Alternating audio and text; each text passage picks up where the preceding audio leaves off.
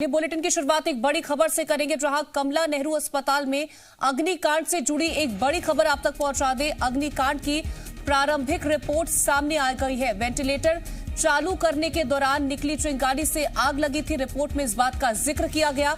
डॉक्टरों ने आग पर काबू पाया, लेकिन फैल चुका था धुआं। रिपोर्ट में इस बात का जिक्र भी किया गया है। एक मृतक बच्चे की पहचान के लिए कराया जा रहा है डीएनए टेस्ट। तो बड़ी जानकारी आप तक अग्निकांड को लेकर के पहुंचा दे, जहां पर प्रारंभिक रिपोर्ट सामने आ चुकी है इस अग्निकांड को लेकर के, जहां ये खबर निकल के सामने आई है कि वेंटिलेटर चालू करने के दौरान चिंगारी निकली थी और उस चिंगारी की वजह से ये आग लग गई। डॉक्टरों ने आग पर काबू पा लिया, लेकिन तब तक धुआं फैल चुका था। इस बात का जिक्र भी रिपोर्ट में किया गया है। वहीं आपको ये जानकारी भी पहुंचा दे कि एक मृतक बच्चे की पहचान के लिए डीएनए टेस्ट भी कराया जा रहा है।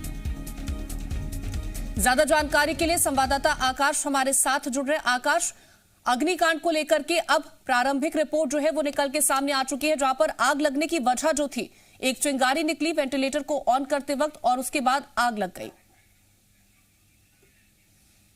बिल्कुल, देखिए, कलेक्टर अविनाश लावानिया भोपाल कलेक्टर हैं। उन्होंने ये प्रारंभिक जांच रिपोर्ट राज्य शासन को सौंपी और इस रिपोर्ट में कहा गया है कि एक वेंटिलेटर को ऑन करने के लिए उसका प्लग लगाया जा रहा था, जहां पर परिजन भी मौजूद थे, डॉक्टर भी मौजूद थे, और प्लग लगाते समय स्पार्क हुआ और उस स्पार्क की वजह से आग लगी।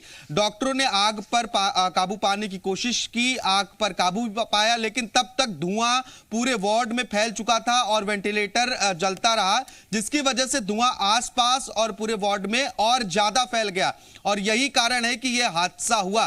पूरी रिपोर्ट में इसी बात को बताया गया है कि रात करीब 8:30 बजे यह घटना हुई। इसके बाद तत्काल फायर ब्रिगेड और पुलिस को सूचना दिया गया और मौके पर दोनों ही टीमें पहुंची, साथ ही नगर निगम की टीम भी मौके पर पहुंची। इसके बाद राहत एवं बचाव कार्य शुरू किया गया। इस रिपोर्ट में तमाम तरह के दावे किए गए हैं और आग लगने का कारण यही बताया गया है कि प्लग में स्पार्क होने की वजह से वेंटिलेटर में आग लगी और जिससे वेंटिलेटर काफी देर तक जलता रहा और उसी वजह से धुआं फैला, क्योंकि बच्चे थे वहां पर और धुआं फैलने की वजह से ऑक्सीजन लेवल कम हुआ होगा और यही कारण है कि अधिकतर लोगों की जो मौत है वो दम घुटने की वजह से हुई है। क्योंकि जो नर्सों की तस्वीरें हमने देखी हैं वो ये बताती हैं कि नर्स बेहोशी की हालत में स्ट्रेचर के जरिए बाहर लाई जा रही थी। 3 से 4 नर्सें ऐसी थी जो स्ट्रेचर के जरिए बाहर लाई गई उस हादसे के बाद।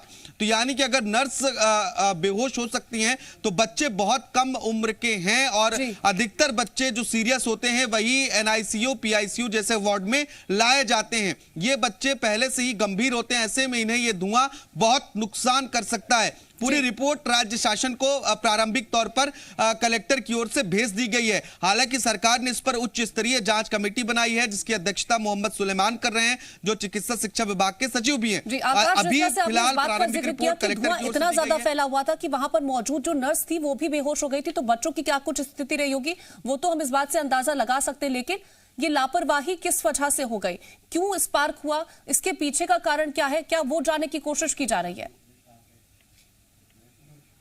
देखिए, प्रारंभिक रिपोर्ट में इस बात का जिक्र कीर्ति कहीं नहीं किया गया है कि आखिर इसमें जिम्मेदार कौन है। सिर्फ आग लगने का जिक्र का कारण बताया गया है और ये जिक्र भी किया गया है कैसे आग लगी और इसके बाद क्या क्या वाकया उस वक्त अस्पताल में हुआ।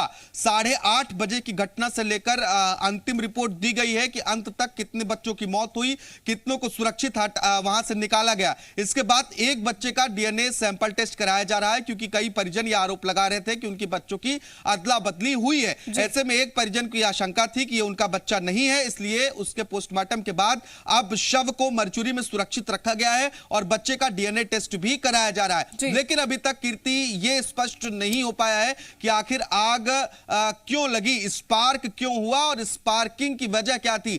लेकिन इस बात का जिक्र जरूर है कि प्लग लगाने के दौरान स्पार्किंग हुई थी और यही कारण है कि वेंटिलेटर में आग लगी। जी आकाश, ये भी बात अब साफ तौर पर निकल के सामने आई है कि अभी तक 12 बच्चों की मौत हो चुकी है। इस बात की जानकारी भी निकल के सामने आई है। तो क्या जितने बच्चे थे उन तमाम बच्चों की मौत केवल दम घुटने की वजह से हुई है या फिर और कोई वजह भी निकली उसके पीछे? देखिए, कलेक्टर की ओर से जो राज्य शासन को रिपोर्ट भेजी गई उसमें सिर्फ 4 बच्चों की मौत का जिक्र किया गया है, जिसमें 3 बच्चों के शव को परिजनों को सौंपे जा चुके हैं, एक की जांच डीएनए जांच चल रही है। और यह बताया गया उस रिपोर्ट में कि 36 बच्चों को सुरक्षित दूसरे वार्ड में शिफ्ट किया गया था। लेकिन अगर हम ज्योत्सना श्रीवास्तव जो एचओडी है पीडियाट्रिक विभाग की, उनके बयान को सुने तो उन्होंने स्पष्ट रूप से कहा है कि 12 बजे के पहले तक 4 बच्चों की मौत हुई थी, यानी कि 8:30 बजे जो आग लगी, इसके बाद 12 बजने तक करीब 3.5 घंटे का समय है। इस दौरान 4 बच्चों की मौत हुई है और इसके बाद 36 घंटे बीतने के बाद 8 और बच्चों की मौत हुई है। यह ज्योत्सना श्रीवास्तव का बयान है, पीडियाट्रिक विभाग हमीदिया अस्पताल की एचओडी हैं। उन्होंने स्पष्ट तौर पर यह बयान दिया है कि 8 बच्चों की मौत 36 घंटे बाद हुई है, लेकिन उनका डेथ ऑफ कॉज अलग है, यह कहना है पीडियाट्रिक विभाग की एचओडी का। तो कुल मिलाकर 12 मौतें इस हादसे के दौरान, हादसे के बाद से लेकर 36 घंटे तक अगर हम जोड़ते हैं कीर्ति, तो 12 बच्चों की मौत हुई है और सामने आ चुकी है, जिसमें आग लगने की क्या कुछ वजह रही कि एक तरह से शॉर्ट सर्किट हो जाता है, एक तरह से स्पार्क हो जाता है, माफ कीजिएगा, स्पार्क हो जाता है और जिसके चलते आग लग जाती है, धुआं फैल जाता है। फिलहाल आकाश, तमाम जानकारी हम तक पहुंचाने के लिए आपका शुक्रिया।